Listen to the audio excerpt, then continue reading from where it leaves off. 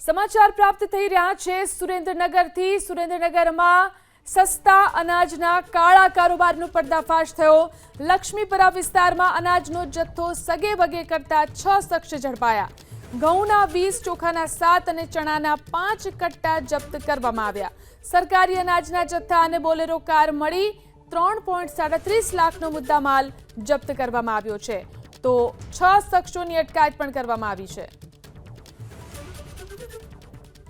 સમાચાર પ્રાપ્ત થઈ રહ્યા છે સુરેન્દ્રનગરથી। સુરેન્દ્રનગરમાં સસ્તા અનાજના કાળા કારોબારનો પર્દાફાશ થયો। લક્ષ્મીપરા વિસ્તારમાં અનાજનો જથ્થો સગે વગે કરતા 6 શખ્સ ઝડપાયા। ઘઉંના 20, ચોખાના 7 અને ચણાના 5 કટ્ટા જપ્ત કરવામાં આવ્યા।